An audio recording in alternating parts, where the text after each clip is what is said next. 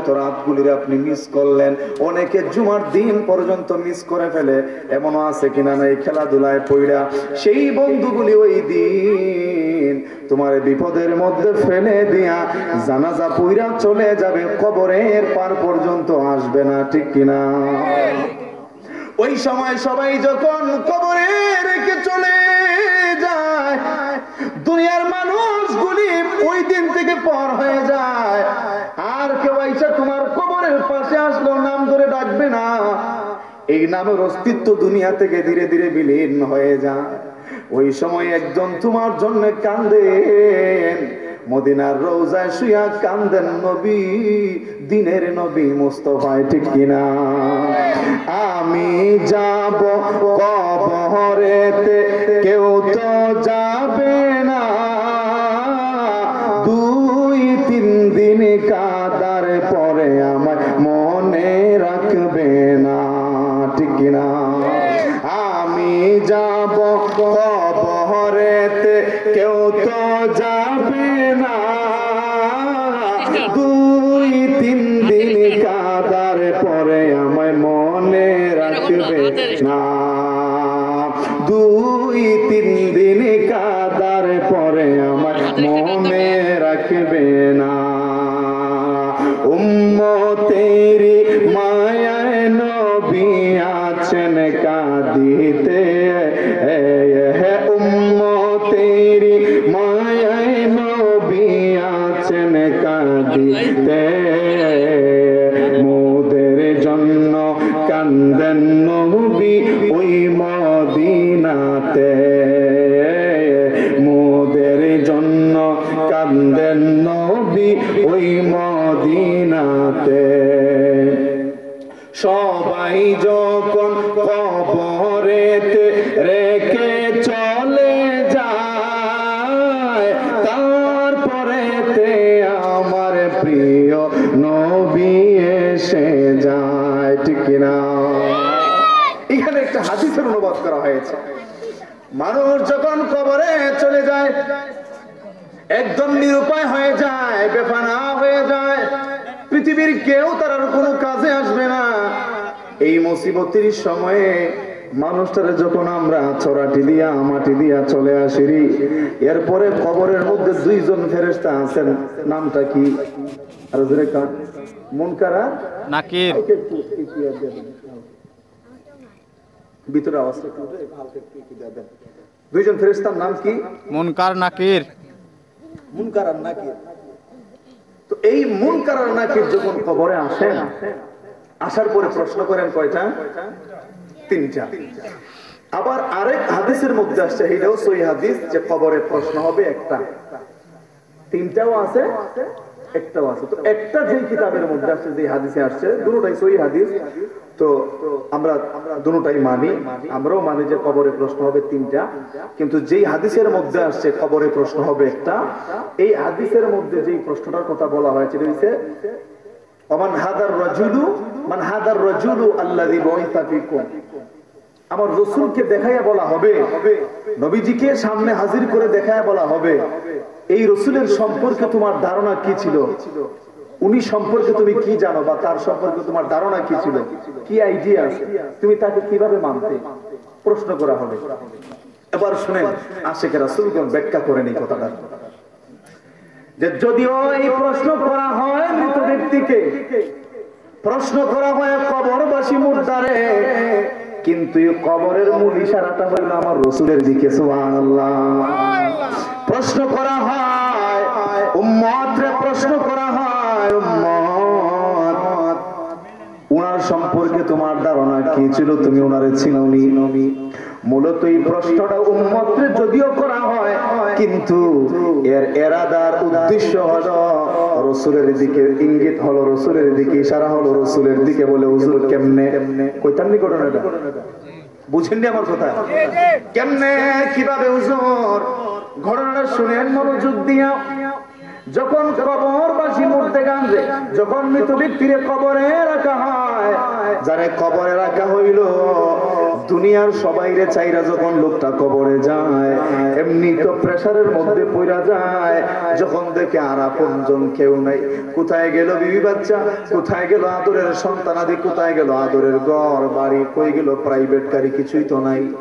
বেফানা হইয়া যখন কবরে পড়ে যায়, একা একা যখন দেখে আর কেউ নাই, বন্ধু নাই, বান্ধব নাই, ডাক দিল কেউ শুনে না, দেখে পৃথিবীবাসী তারা আস্তে আস্তে ভুলে যাচ্ছে। এই অবস্থায় এই লোকটা তো এমনি প্রেসারের মধ্যে পড়ে যায়, তারা তো আর প্রশ্ন করলে এমনি পারতো না, যা ফেরেশতাও জানে। তারপরও কেন প্রশ্ন করে? মূলত এই প্রশ্নটা এই লোকরে করে না, করে আমার রাসূল রে, সুবহানাল্লাহ। কিন্তু রাসূলকে সরাসরি করতে পারে না, যদি বেয়াদবি হয়ে যায়। কারণ কেন বেয়াদবি হয়ে যায়? ফেরেশতারা কেন এই কথা ভাবে? রাসূলকেই প্রশ্ন করতে পারে না, কারণ বেয়াদবি হয়ে যাবে, বেয়াদবি হয়ে যাবে। কারণ ফেরেশতাদের সরদার জিবরাইল আলাইহিস সালাম যখন মেরাজের রজনীতে আমার রাসূলের কাছে দাওয়াত নিয়ে আসলেন, মেরাজের রজনীতে আমার রাসূলের কাছে যখন জিবরাইল আলাইহিস সালাম দাওয়াত নিয়ে আসলেন, আয়েশা দেখেন আমার রাসূল মেহানির ঘরের মধ্যে শুয়ে আছেন, বিশ্রাম করতেছেন। বরং আপনারা জানেন, রাসূলকে ঘুমন্ত পাইয়া, বিশ্রামরত পাইয়া জিবরাইল কিন্তু যে ডাকাডাকি করে নাই, কারণ আল্লাহ তাআলা ইতিপূর্বে জানায়া দিয়েছেন, ওরে জিবরাইল, জান্নাতের সমস্ত ফেরেশতাদেরকে জানায়া দাও জান্নাতকে যেন আজকে সুসজ্জিত করা হয়। এরে জিবরাইল, জাহান্নামের সমস্ত ফেরেশতাদেরকে জানায়া দাও জাহান্নামের আগুনকে যেন আজকে আর প্রজ্বলিত না করা হয়। এ জিবরাইল, সমস্ত কবরের আযাব বন্ধ করে দেওয়া হোক। ও জিবরাইল, বড় বড় চারজন ফেরেশতাদেরকে জানায়া যাও তারাও যেন রেডি থাকে, সমস্ত হুর গালমানদেরকে জান্নাতি পোশাকে সুন্দর করে সাজায় দাও। এ জিবরাইল, আর তুমি মিকাইলকে সঙ্গে লইয়া দুনিয়ার জমিনে যাইয়া আমার হাবিবের কাছে দাওয়াত লইয়া যাও, সেখান থেকে হাবিবরে উঠাইয়া আনবালা, আমাকে আমি আজকে দিদার দিতে চাই। সুবহানাল্লাহ। আমার রাসূলকে আমি আজকে উদ্যোগ ভ্রমণে নিয়ে আসতে চাই, গমনে নিয়ে আসতে চাই। কাজেই যাও, তোমারে পাঠাইলাম, যাও, তুমি যাও। দেই করে খুব খেয়ালফুল, কোন অবস্থায় যেন আমার হাবিবের সঙ্গে কোনো প্রকার বেয়াদবি না হয়ে যায়। এই যে স্বয়ং জিবরাইলকে আল্লাহ হুঁশিয়ার করে দিলেন, জিবরাইল, আমার হাবিবের সঙ্গে যেন কোনো প্রকার বেয়াদবি না হয়ে যায়। এই কারণে জিবরাইল জমিনের মধ্যে আসার পর জিবরাইল আলাইহিস সালাম যখন আয়েশা দেখে আমার রাসূল ঘুমন্ত অবস্থায়, এই অবস্থায় এখন রাসূলকে কেমনে জাগাবে, কিভাবে ডাক দিবে যদি বেয়াদবি হয়ে যায়? কারণ স্বয়ং আল্লাহ যেখানে সতর্ক করে দিয়েছেন, জিবরাইল সাবধান। এখন কি করবে? কোনো উপায় না পাইয়া জিবরাইল নিজেই, জিবরাইল সমস্ত ফেরেশতাদের সর্দার হইয়া, এই জিবরাইল আমার রাসূলের কদমের তলায় জিহ্বা লাগাই দিতে। সুবহানাল্লাহ। শায়ের বলেন, মেরাজে জান খোদার হাবিব নবী কামলিওয়ালা, সেই খুশিতে পড়ে সবাই দুরূদ সাল্লে আলা, ইয়া রাসূলুল্লাহ ইয়া হাবিবাল্লাহ, ইয়া রাসূলুল্লাহ ইয়া হাবিবাল্লাহ। জিবরাইলে হুকুম পাইয়া, জিবরাইলে হুকুম পাইয়া মক্কায় আসলেন দাওয়াত লইয়া। ডাক দিতে সাহস না পেয়ে জিহ্বা কদম তোলা, সেই খুশিতে পড়ে সবাই দুরূদ সাল্লে আলা, সেই খুশিতে পড়ে সবাই দুরূদ সাল্লে আলা। স্বয়ং জিবরাইল যেখানে রাসূলকে ডাক দিল না, যদি বেয়াদবি হয়ে যায়, সেখানে মুনকার নাকির জুনিয়র ফেরেশতা হইয়া কেমনে রাসূলরে প্রশ্ন করব? এই কারণে প্রশ্ন করে উম্মত রে, আর এই উম্মত যদি দুরূদ পড়নেওয়ালা হয়, রাসূলের প্রেমে চোখের পানি জড়ানেওয়ালা উম্মত যদি হয় রে, তাইলে যখন উম্মতকে প্রশ্ন করা হয় মান হাযার রাজুলু আল্লাযী বুইসা ফীকুম, এমনিতে আমার রাসূল ডেকে বলেন, ও মুনকার নাকির ফেরেশতারা রে, আমার এই উম্মতকে আর প্রশ্ন কইরা প্রেসারে ফালাইস না, আমার এই উম্মতকে আর কষ্ট দিস না রে। আমি রাসূল রে জিগা, আমি আমার এই গোলাম উম্মত মাত্রে চিনিনি। রাসূল নিজে বলেন আমারে জিগা, আমি চিনিনি আমারে জিগা, তারে আর কষ্ট দিস না। সুবহানাল্লাহ। একটু তোমাকে একটু কমায় দেন, ভিতরে আওয়াজটা নিয়ে উঠায় দেন। প্রিয় ভাইরা আমার, তাইলে দুরুদের এত ফজিলত জানার পরে আশা করি আর কোনদিন দুরুদ পড়ার সময় কৃপণতা করবেন না ইনশাআল্লাহ। মন প্রাণ উজাড় করে পড়তে রাজি আছি তো আমরা ইনশাআল্লাহ। আল্লাহুম্মা সাল্লি আলা মুহাম্মাদ ওয়া আলা আলি, জোরে জোরে,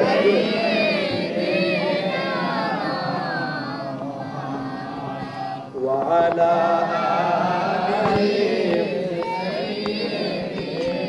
প্লাস্টিক উষ্টিক না একটু বেশি গরম করে একটা সাঁদের চিনি লাগতো না, বুঝছেন নাকি? প্লাস্টিকও দিলে তো আর তো ছাইরা দিব, এটা বেশি গরম তো প্লাস্টিক সারা দেন। ওয়ালা আলি সাইয়্যিদিনা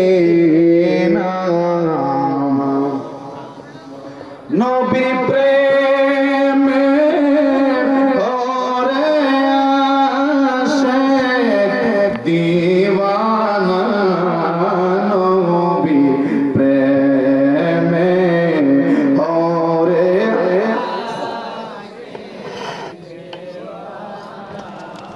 শয়নে সোনের দেখবা মদিনা শয়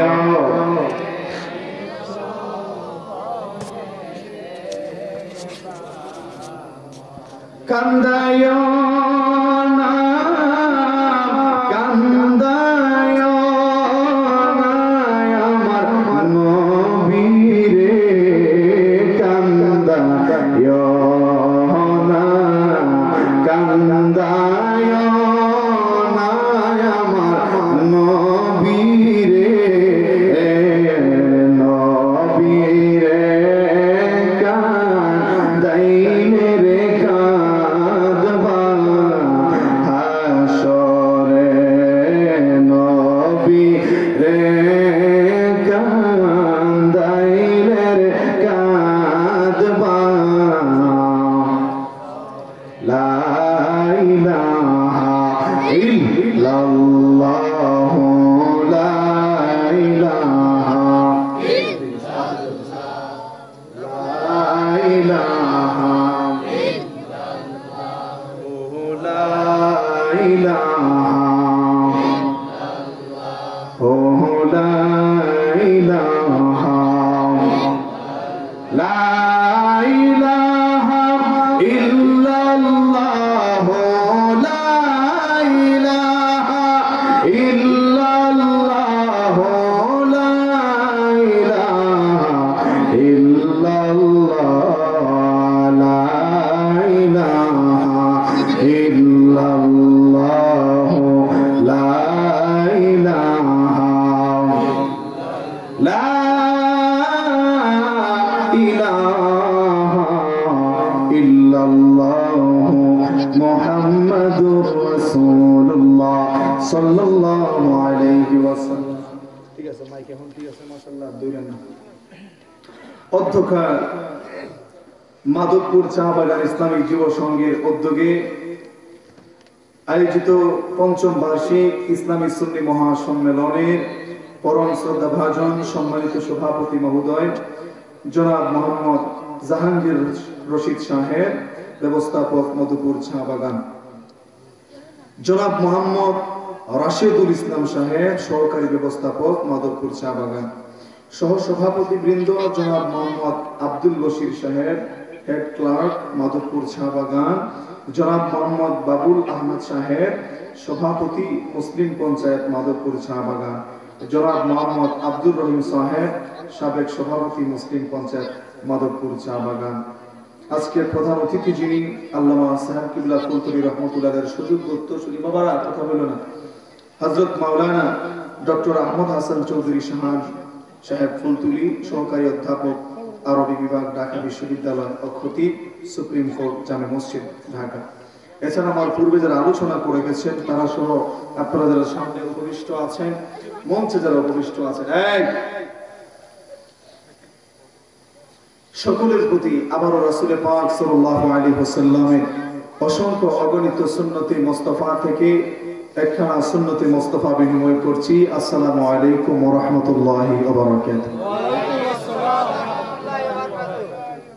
মহান রব্বুল আলামিনের দরবারে আমরা লাখ কোটি শুকর আদায় করছি যে মহান রব্বুল আলামিন আমাদেরকে অত্যন্ত দয়া করে মায়া করে এরকম একটি মাহফিলের ছামিয়ানার নিচে আসার বসার সুযোগ দান করেছেন। আমরা খুশি না বেজার? জোরে কোন খুশি না বেজার? আমরা যদি খুশি হয়ে থাকি সন্তুষ্ট চিত্তে আল্লাহর দরবারে শুকর আদায় করছি, জোরে বলি আলহামদুলিল্লাহ। প্রিয় ভাইরা আমার, আল্লাহ তাআলা না চাইতে আমাদেরকে শ্রেষ্ঠ নবীর উম্মত বানিয়েছেন, শ্রেষ্ঠ জাতি হিসেবে দুনিয়াতে প্রেরণ করেছেন। এখন আমরা আল্লাহ এই শ্রেষ্ঠত্বকে ধরে রাখার জন্য আল্লাহ যে আমাদেরকে শ্রেষ্ঠ জাতি হিসেবে দুনিয়ায় পাঠাইলেন, শ্রেষ্ঠ নবীর উম্মত হিসেবে দুনিয়াতে পাঠাইলেন, এমন নবীর উম্মত যিনি সমস্ত নবীগণের নবী, নবিউল আম্বিয়া, সুবহানাল্লাহ। এমন জাত যেটা 18,000 মাখলুকাতের মধ্যে 17,999টি মাখলুকের উপরে আমাদেরকে শ্রেষ্ঠত্ব দান করেছেন। এতগুলা শ্রেষ্ঠত্ব যে দিলেন, সেই শ্রেষ্ঠত্ব আমরা যেন ধরে রাখতে পারি, সেখানে কোন পথে চললে, কোন ভাবে চললে, কোন রুলস ডিসিপ্লিন অনুসরণ করলে আমরা সেই শ্রেষ্ঠত্বকে ধরে রেখে শ্রেষ্ঠ জাতি হিসেবে দুনিয়ায় জীবন পরিচালনা করতে পারবো, সেজন্য আল্লাহ তাআলা নিজেই একখানা সংবিধান আমাদেরকে দান করলেন।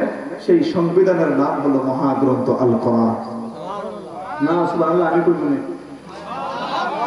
না, তাকবীর একসাথে কইতে সুবহানাল্লাহ। প্রিয় ভাইরা আমার, তো এই শ্রেষ্ঠ নিয়ামতগুলি আল্লাহ আমাদেরকে যে দান করলেন, এই যে কোরআন বলে ফেললাম, শুধু কোরআন না, এই কোরআন আসমানি 104খানা কিতাবের মধ্যে শ্রেষ্ঠ হচ্ছে 4খানা, এই 4খানার মধ্যে শ্রেষ্ঠ হচ্ছে আমাদের কোরআন। এতগুলা নিয়ামত আল্লাহ দিলেন কেন? আমরা যেন শ্রেষ্ঠত্বকে ধরে রেখে ইমানের হালতে যেন আমরা সর্বাবস্থায় চলতে পারি, ইমান নিয়ে যেন কবরে যেতে পারি, শেষ ঠিকানা যেন জান্নাত, সেই সার্টিফিকেট যেন আমরা অর্জন করতে পারি। সেজন্যই মহান রব আমাদেরকে দয়া করে এত মহান সংবিধান আল কোরআন দান করলেন, সুবহানাল্লাহ। তো এই কোরআনের মধ্যে আল্লাহ তাআলা অসংখ্য অগণিত মানব জীবনের পথ চলার জীবন বিধান, জীবন ব্যবস্থা আল্লাহ তাআলা নাযিল করেছেন।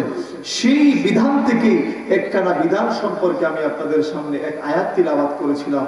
এই আয়াতটার নাম হচ্ছে মাতা পিতার হক সম্পর্কে। ইভেন যদি আমি সময় পাই তাইলে আমি চেষ্টা করব সন্তানের হকগুলিও বলার, ইনশাআল্লাহ। মাতা পিতা এবং সন্তানের হক সম্পর্কে আমি চেষ্টা করব আজকে আলোচনা করার, দেখা যাক কতটুকু পর্যন্ত যাওয়া যায়। রাজি আছেন তো ইনশাআল্লাহ? আল্লাহ কোরআনের মধ্যে অসংখ্য অগণিত আয়াত নাযিল করেছেন। তারপরে মুফাসসিরিনে কেরামগণ ধারণা দিয়েছেন যে কোরআনের আয়াত সংখ্যা 6,666টি। এটা নিয়ে মতানৈক্য রয়েছে। ধরেন আমরা ধরলাম 6,000 ধরলাম মিনিমাম 6,000, এরই মধ্যে প্রায় 500+ আয়াত রয়েছে যা মানব জীবনের সংবিধান। কি ডাইরেক্ট সংবিধান, ডাইরেক্ট বিধিবিধান, হালাল হারাম এসব প্রসঙ্গে। সো এই আয়াতে কারিমার মধ্য থেকে একখানা আয়াত আমি তিলাওয়াত করেছি, সূরা বনী ইসরাঈলের 23 নম্বর আয়াত। যে আয়াতের মধ্যে আল্লাহ তাআলা কতগুলি কথা বলেছেন সন্তানদের উদ্দেশ্যে, যেন তারা তাদের মা বাবার সম্মান কদর বুঝতে পারে, সে অনুযায়ী আমল করতে পারে, দুনিয়া আখিরাতে যেন কল্যাণ লাভ করতে পারে। সুবহানাল্লাহ। সময় কম, আমি সরাসরি আয়াতে কারিমার মধ্যে চলে যাই। আল্লাহ তাআলা কোরআনে বলেন, বিসমিল্লাহির রাহমানির রাহিম।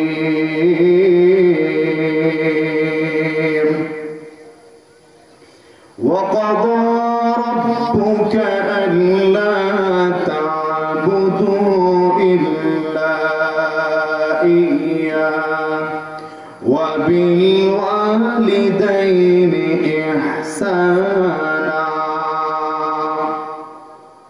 আমি শুরু থেকে আয়াতের অর্থগুলা ভেঙে ভেঙে তর্জমা এবং ব্যাখ্যা করে যাচ্ছি, তাহলে বুঝতে সহজ হবে। রাজি আছেন তো শুনতে ইনশাআল্লাহ? আল্লাহ বলেন, ওয়াকাদা রাব্বুকা, জগৎবাসী শোনো, তোমার মহান রবের পক্ষ থেকে তোমাদের প্রতি নির্দেশনা জারি করা হয়েছে। তোমার মহান প্রভু যিনি তোমাদের পালন কর্তা, যিনি তোমাদের সৃষ্টিকর্তা, যিনি তোমাদের খালিক ও মালিক, যিনি তোমাদের বিচার দিবসের মালিক, সেই মহান রব তোমাদেরকে আদেশ জারি করেছেন, তোমাদের প্রতি নির্দেশনা জারি করেছেন। তোমরা মনোযোগ দিয়ে শোনো, সতর্কতার সাথে শোনো। ওয়াকাদা রাব্বুকা আল্লা তা'বুদু ইল্লা ইয়া। শোনো রে, মহান রবের পক্ষ থেকে প্রথম নির্দেশনা হলো তোমরা তোমাদের মা বাবার অবাধ্যতা, প্রথম নির্দেশনা হলো তোমরা আল্লাহ ছাড়া, সেই মহান রবকে ছাড়া আর কারো ইবাদত করিও না। কার নির্দেশনা? আল্লাহ জানায় দেন, দুনিয়ার মানুষ, তোমাদেরকে যেই রব সৃষ্টি করেছেন, যিনি তোমাদেরকে জীবন দান করেছেন, যিনি হায়াত ও মৌতের মালিক, যিনি তোমাদের সৃষ্টিকর্তা, যিনি পালন কর্তা, সৃষ্টিকর্তা যে একজন আছেন এই বিশ্বাস আমাদের আছে তো ইনশাআল্লাহ। যিনি তোমাদের খালিক ও মালিক, ওই রবের পক্ষ থেকে তোমাদের প্রতি নির্দেশনা জারি করা হয়েছে। শোনো দুনিয়ার মানুষেরা রে, কোন অবস্থাতেই তোমরা সেই আল্লাহকে ছাড়া অন্য কোন প্রভুর ইবাদত করিও না। কার নির্দেশনা? কারণ যিনি তোমাদেরকে এত নিয়ামত দান করলেন, এই পৃথিবীটাকে তোমাদের জন্য এত সুন্দর করে সাজাইলেন, পরকালে জান্নাতেও তোমাদের জন্য এত নাজ নিয়ামত রাখলেন। ওরে দুনিয়ার মানুষ, উনাকে ছাড়া যদি তোমরা আর কারো উপাসনা করো, আর কাউকে যদি সিজদা দাও, তাইলে সেই রব সহ্য করতে পারেন না, বরদাস্ত করতে পারেন না। ইন্না শিরকা যুলমুন আযীম, যত ধরনের জুলুম আছে, অন্যায় আছে, অপরাধ আছে, গুনাহের কাজ আছে, নাফরমানিমূলক কাজ আছে, এর মধ্যে সর্বনিকৃষ্ট হইল সবচেয়ে বড়টা হইল শিরক, আল্লাহর সঙ্গে কাউকে শরীক করা। এই কারণে আমরা কোন অবস্থাতেই শিরক করব না। মাজার জিয়ারত করব, কিন্তু মাজারের মধ্যে সিজদা দিব না। রাজি আছি তো ইনশাআল্লাহ? মাজার জিয়ারত করব, আমরা ধরেন শাহজালাল রহমতুল্লাহ আলাইহির মাজারে যাব, যাইয়া দোয়া করব, মালিক তোমার মহানবীর দরবারে, তোমার বন্ধুর দরবারে হাজিরা দিয়া তোমার দরবারে ফরিয়াদ করলাম, তোমার এই মাকবুল বান্দা, তোমার এই বন্ধু রুসিলা আমার ফরিয়াদরে কবুল করে নাও। এই মাকসাদ নিয়ে এসেছি, আমার এই মাকসাদগুলিরে তুমি পুরা করে দাও। এইভাবে আল্লাহর কাছে ফরিয়াদ করবেন আল্লাহর কাছে, উসিলা বানাইবেন আল্লাহর ওলিরে, ঠিক না? কিন্তু কোন অবস্থাতেই শাহজালাল, শাহ পরাণ, বাবা নাসিরউদ্দিন, শাহ মুস্তাফা, এইরকম 360টা ওলি আছেন, আমি ওলিদেরকে দিয়ে একটা উদাহরণ দিলাম। আপনারা কোন অবস্থাতেই ওলিদের মাজারে যাইয়া সিজদা দিবেন না, কারণ সিজদা এমন একটা ইবাদত, এই ইবাদতের একমাত্র হকদার হলেন আমার আল্লাহ সুবহানাহু ওয়া তাআলা। কি কথা আরেকটু কমাই দিবেন?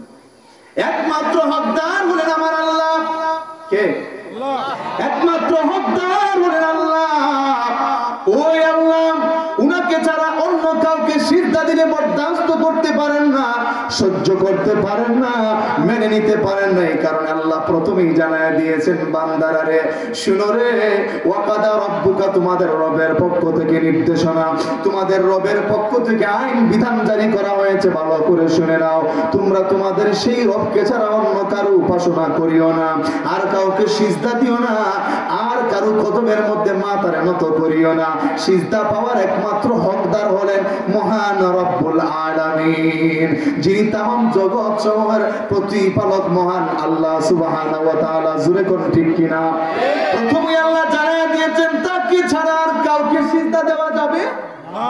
তাই আমরা মাজার জিয়ারত করব, কিন্তু কোন অবস্থাতেই মাজারের মধ্যে সিজদা দিব না।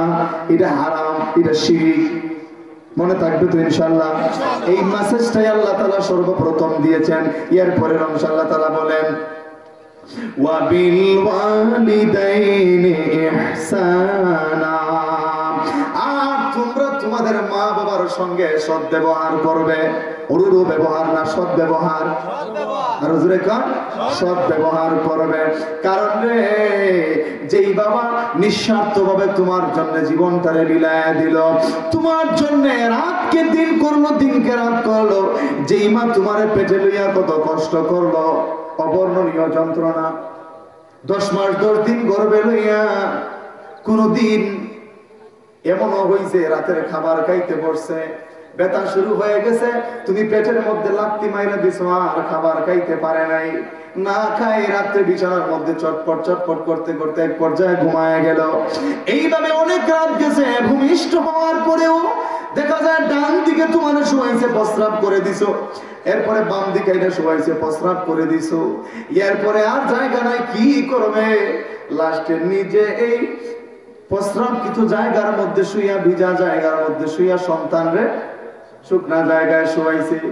আমরা ছোটবেলায় গজল গাইতাম, মাঘ মাসেরই শীতের কালে কত কষ্ট করেছেন মা, শুকনা জায়গায় আমায় রাখিয়া ভিজা জায়গায় শুইছে মা, আমার মার মতো দরদির কেহ নাই, ও আমার দেশের ভাই, আমার মার মতো দরদির কেহ নাই, ঠিক কিনা? এখনকার মা বোনেরা এই বিষয়গুলি বুঝতে পারবেন না, অনুধাবন করতে পারবেন না, কারণ এখন তো এক একজনে ঘর বানায়, রুম হইল 20-22টা, ঠিক না? একটা সময় দেখা যাইতো 4-5টা সন্তান লইয়া এক ঘরের মধ্যে বসবাস করতই, তো ঠিক না? চাঁদ ছিল না, খড়কুটা সোনার দিয়া ঘর বানাইতো, ঠিক না? যে ব্যক্তি টিন দিয়া ঘর বানাইতো মনে মনে ভাবতো ওই এলাকার বড় লন্ডনী। এমন দিন ছিল, ওই দিনগুলোর কথা স্মরণ করে দেখো কত কষ্ট করেছেন মা। এই মারে কষ্ট দিও না, বাবারে কষ্ট দিও না। আল্লাহ বলেন তাদের সঙ্গে সৎ ব্যবহার করবা, ভালো আচরণ করবা। পরের অংশ আল্লাহ নিজেই শিখিয়ে দিয়েছেন কেমনে কি কি আচরণ করলে মা বাবারে সন্তুষ্ট করা যায়। আমরা ধাপে ধাপে জানবো ইনশাআল্লাহ। প্রিয় ভাই আমার, মা বাবার প্রতি সদাচরণ সম্পর্কে আল্লাহর রাসূল হাদিস শরীফের মধ্যে বলে গেছেন, রিদার রাব্বি ফি রিদাল ওয়ালিদাইন ওয়া সাকাতুর রাব্বি ফি সাকাতিল ওয়ালিদাইন। দুনিয়ার মানুষেরা রে, তোমাদের উপর যদি তোমাদের মা বাবা রাজি এবং খুশি থাকে, দুনিয়ার আর কাউরে খুশি করা লাগবে না। এই মারে যদি সন্তুষ্ট রাখতে পারো, বাবারে যদি সন্তুষ্ট রাখতে পারো, তাইলে রে মহান রব্বুল আলামিন তোমাদের উপর সন্তুষ্ট হয়ে যাবেন। সুবহানাল্লাহ। শুধুমাত্র তাই নয়, কোন সন্তান যদি মায়ার নজরে, দয়ার নজরে তার মা বাবার দিকে দৈনিক একবার তাকায়, তাইলে তার আমলনামার মধ্যে একটা কবুল হজ্জের সওয়াব আমার আল্লাহ লিখে দেয়। সাহাবায়ে কেরাম আরজ করলেন, ইয়া রাসূলুল্লাহ, ইয়া হাবিবাল্লাহ, ও পয়গম্বর, কেউ যদি তার মায়ের দিকে বাবার দিকে যদি দৈনিক 100 বার তাকায়, তাইলে কি তারে 100 কবুল হজ্জের সওয়াব দেওয়া হবে? রাসূল বলেন, সাহাবীরে, একবার দুইবার নয়, আর 100 বার নয়, কেউ যদি 1000 বার তাকায়, তাইলে তার আমলনামার মধ্যে আমার আল্লাহ 1000 কবুল হজ্জের সওয়াব দিতে একটা সেকেন্ডও দেরি করবেন না। এই মা বাবা যাদের জীবিত আছেন, সময় থাকতে এই সওয়াবগুলি অর্জন করার দরকার আছে কিনা নাই? কোন আছে কিনা নাই? আমার যুবক ভাইরা, দুঃখের আর পরিতাপের বিষয়, আমাদের সমাজের মধ্যে অনেক কেমন আছে, মা বাবার বৃদ্ধাশ্রমে রেখা, বৃদ্ধাশ্রমে মা বাবার রাইখা, গ্রামের বাড়িতে ভাঙ্গা ঘরের মধ্যে মা বাবার রাইখা, সে শহরে যাইয়া 5 তলা বিল্ডিং এর মধ্যে থাকে, বছরে বছরে উমরা করে, ব্যবসায়ী পার্টনারদেরকে লইয়া, বিজনেস পার্টনারদেরকে লইয়া সে বছরে বছরে উমরাতে যায়, আর এদিকে ভাঙ্গা ঘরের মধ্যে বৃদ্ধ মা এখনো নিজে রান্না বাড়া কইরা খায়। এমন আছে কিনা নাই? আবার এমন আছে মা বাবারে আলাদা বাসার মধ্যে রাখছে একজন কেয়ারটেকার দিয়া, এই আলাদা একজন মেয়েরে রাখছে, আলাদা একজন মহিলারা রাখছে, মাসে 5000 টাকা দেন যে তুমি এরা দেখাশোনা করবা, আর এই বেড়া বউ বাচ্চা লই আলাদা বাসাতে থাকে। এমন আছে কিনা নাই? বছরে বছরে উমরাতে যায়। আমি ওই সমস্ত সন্তানদের উদ্দেশ্য করে বলতে চাই, সন্তানেরা রে শোনো, এই উমরায় কিন্তু তোমার কাজ হবে না। কবুল হজ্জের সওয়াব যেখানে অর্জন করা যায়, এই মা বাবাকে তুমি ভাঙ্গা ঘরের মধ্যে রাইখা বৃদ্ধাশ্রমে রাইকা তুমি ওইখানে যতই যে আমরা আদায় করো না কেন, মা বাবা যদি তোমার প্রতি অসন্তুষ্ট থাকে, কানায় কাবার সঙ্গে সুপার গ্লু আটা লাগাইয়া জড়াইয়া তুই রাখলেও কোনো কাম হইতো না। মা বাবার সন্তুষ্ট রাখার দরকার আছে কিনা নাই? প্রিয় ভাইরা আমার, আল্লাহ রাসূলের একজন সাহাবী নাম হলো হযরত আব্দুল্লাহ ইবনে উমর। হযরত উমর ইবনে খাত্তাব রাদিয়াল্লাহু তাআলা আনহুর ছেলে, উমর ইবনে খাত্তাবের ছেলে আব্দুল্লাহ ইবনে উমর। ওই আব্দুল্লাহ ইবনে উমর একবার কানায় কাবা তাওয়াফ করতেছেন, এমন সময় ইয়ামেন থেকে একজন যুবক ওইখানে গেছিল তার মাকে কাঁধে লইয়া, মারে কাঁধে লইয়া লইয়া 1 বছর নয় 2 বছর নয় 7 বছর যাবত সে হজ আদায় করেছে। সুবহানাল্লাহ, 7 বছর হজ করেছে, মাকে কাঁধে লইয়া লইয়া তাওয়াফ করেছে। হঠাৎ ঘটনাক্রমে হযরত আব্দুল্লাহ ইবনে উমর রাদিয়াল্লাহু তাআলা আনহুর সঙ্গে দেখা হয়ে গেল। দেখে বলে, হুজুর আমার মনে হয় অনেকের কাছ থেকে শুনেছি আপনি সেই সাহাবী হযরত ওমর ইবনে খাত্তাব রাদিয়াল্লাহু তাআলা আনহুর ছেলে আব্দুল্লাহ ইবনে উমর। বলে, না আমি সেই আব্দুল্লাহ। বলে, হুজুর আমি জানতে চাই, আমি আজকে 1 বছর 2 বছর নয় 7 বছর ধরে আমার মাকে কাঁধে লইয়া এইভাবে আমি কানায় কাবা তাওয়াফ করতেছি। আমি জানতে চাই আমার উপর যে আমার মায়ের হক আছিল এই হক আমি আদায় করতে পারছি কিনা। হুজুর ডেকে বলেন, না রে সন্তান, না এইভাবে 7 বছর কেন, তুমি যতদিন পৃথিবীতে বেঁচে থাকবা 70 বছর যদি তুমি হায়াত পাও, আর আরো 70 বছর যদি তোমার মা কিভাবে কাঁধে লিয়া কানায় কাবা তাওয়াফ করো, তথাপি তোমার গর্ভে ধারণ করার সময় একদিন যে লাত্তি দিছি না, তোমার মা যে উফ শব্দ বলছিল, ওই উফ শব্দের ঋণ তুমি পরিশোধ করতে পারবা না। প্রিয় ভাইরা আমার, রাসূল বলে, দুনিয়ার সন্তানেরা, ও আমার উম্মতেরা শোনো, যাদের মা বাবা জীবিত আছে এই মা বাবারে যদি সন্তুষ্ট রাখতে পারো, তাইলে প্রতিদিন জান্নাতের 2টা দরজা থেকে তোমার জন্য সালাম আসতে থাকে। কয়টা দরজা? জান্নাতের 2টা দরজা থেকে ওই সন্তানের জন্য সালাম আসে। ওই রকম সৌভাগ্য আমরা অর্জন করতে চাই কি চাই না? যদি চাই, যাদের মা বাবা জীবিত আছেন সময় থাকতে চান্স কাজে লাগানোর দরকার আছে কিনা না? প্রিয় ভাইরা, হযরত সুলাইমান আলাইহিস সালামের জামানায় একটা ঘটনা ঘটেছিল বড় আশ্চর্যজনক। যদি আপনারা সুযোগ দেন তাইলে কইয়া লাইতাম, কইতাম নি। পয়গম্বর হযরত সুলাইমান আলাইহিস সালাতু ওয়াস সালামের জামানার একটা ঘটনা। হযরত সুলাইমান আলাইহিস সালাম একদিন নদীর পাড়ে পাড়ে হাঁটতেছেন, এমন সময় আল্লাহ রাব্বুল আলামিন জানায় দিলেন, ওরে পয়গম্বর সুলাইমান, তোমার আমি আল্লাহ যে বিশাল সাম্রাজ্য দান করেছি, বিশাল রাজত্ব দান করেছি, এই রাজত্বের ভিতরে এখনো একটা বিষয় গোপন রয়ে গেছে, তুমি জানো না। সুলাইমান আলাইহিস সালাম দেখে বলেন, আল্লাহ আমারে তো আপনি মানুষের উপর রাজত্ব দিলেন, জিনের উপর রাজত্ব দিলেন, পশু পাখির উপর রাজত্ব দিলেন, সাগরের উপর রাজত্ব দিলেন, বাতাসের উপরও রাজত্ব দিলেন। সুবহানাল্লাহ।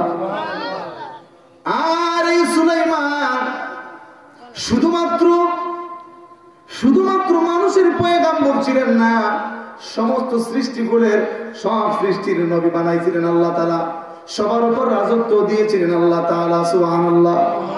এই সুলাইমান আলাইহিস সালামকে যখন আল্লাহ বললেন, তুমি জানো না তোমার যে আমি রাজত্ব দিয়েছি এর মধ্যে এখন একটা বিষয় গোপন রয়ে গেছে, তুমি জানো না। সুলাইমান আলাইহিস সালাম বলেন, আল্লাহ এটা এমন কি, কোথায় গেলে এটা দেখতে পারবো? বললাম আমার একটু জানায় দেন, আমি দেখতে চাই। আল্লাহ ডেকে বললেন, যদি দেখতে চাও তাহলে চলে যাও তোমার নিকটবর্তী সমুদ্রে। উনি চলে গেলেন সমুদ্রে, সমুদ্রের পাড়ে যাই হাঁটাহাঁটি করতেছেন, কোনো কিছুই দেখা যায় না। ওনার সঙ্গে ছিল উজির আসেফ, প্রধান উজির ছিল আসেফ। এই আসেফকে ডেকে বললেন, আসেফ রে যাও একটা ডুব দিয়া সমুদ্রের গভীরে যাইয়া দেখো কোনো কিছু দেখা যায় কিনা। সুবহানাল্লাহ। আসেফ সুলাইমান আলাইহিস সালামের হুকুম পাইয়া একটা ডুব দিয়া সমুদ্রের গভীরে চলে গেল। সুবহানাল্লাহ। সমুদ্রের গভীরে যাইয়া আসেফ দেখে দেখে বলে, ও সুলাইমান পয়গম্বর, এত সুন্দর একটা জিনিসের সন্ধান পেয়েছি যা ইতিপূর্বে আমি আর পৃথিবীতে দেখি না। বলেন উঠায় নিয়ে আসো। উঠায় নিয়ে আসা হলো। উঠায় নিয়ে আসার পর হযরতে সুলাইমান আলাইহিস সালাম তাকায় দেখেন এত সুন্দর একটা জিনিস ইতিপূর্বে সুলাইমান আলাইহিস সালাম পৃথিবীতে এত সুন্দর জিনিস দেখেন না। কি ছিল? এর একটা গম্বুজ। কি গম্বুজ? এই গম্বুজের মধ্যে 4টা দরজা আছে। একটা দরজা হলো স্বর্ণের তৈরি, আরেকটা হীরার তৈরি, আরেকটা হচ্ছে রূপার তৈরি, আর আরেকটা হচ্ছে বেহেশতের লাল ইয়াকুত পাথরের তৈরি। সুবহানাল্লাহ। এবার হযরত সুলাইমান আলাইহিস সালাম তাকায় দেখেন এই গম্বুজের 4টা দরজা আছে, 4টা দরজাই খোলা। 4টা দরজাই খোলা। এখন 4টা দরজাই যখন খোলা দেখতেছেন তখন হযরত সুলাইমান আলাইহিস সালাম আরেকটা অবাক করা তথ্য জানাইলেন, দুনিয়ার মানুষরে আমি তাকায় দেখি এই 4টা দরজা যে খোলা, কিন্তু একটা দরজার ভিতরেও পানি ঢুকে না। দরজা খোলা কিন্তু গম্বুজের ভিতরে পানি ঢুকে না। সুবহানাল্লাহ। এরপরে উনি তাকায় দেখেন এই গম্বুজের ভিতরে একটা যুবক সিজদায় পড়ে আছে। সিজদায় পড়ে আছে, তাসবিহ গুণগান গাইতেছে। হযরত সুলাইমান আলাইহিস সালাম দেখে বললেন, যুবক কি তোমার পরিচয়? যুবক মাথা উঠায় না। আবার বললেন, মাথা উঠাও। মাথা উঠায় না। তৃতীয়বার বললেন, আমি এই জামানার পয়গম্বর, তুমি যে আল্লাহকে সন্তুষ্ট করার জন্য সিজদায় পড়ে আছো সেই আল্লাহর হুকুমে আমি এখানে এসেছি। সুবহানাল্লাহ। কাজে তুমি মাথা উঠাও। এবার যুবক মাথা উঠাইছে, সালাম দিল পয়গম্বরকে। সালামের জবাব দেওয়ার পরে পয়গম্বর জিজ্ঞেস করলেন, তুমি জিন না মানুষ না ফেরেশতা? সুবহানাল্লাহ। সে বলে, হুজুর আমি মানুষ। আরে বাবা, তুমি যদি মানুষ হও তাহলে এত বিশাল মর্যাদা তুমি কেমনে লাভ করলে? এত বড় মর্যাদার অধিকারী তুমি কেমনে হইলা?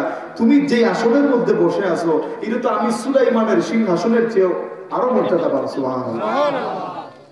আমি সুলাইমানের সিংহাসনের চেয়েও এটা আরো দামি। সুবহানাল্লাহ। এটা তুমি কেমনে লাভ করলা? যুবক বলতেছে, আমার মা বাবার দুয়ার বরকতে। সুবহানাল্লাহ। কার দুয়ার বরকতে? মা বাবা। নবী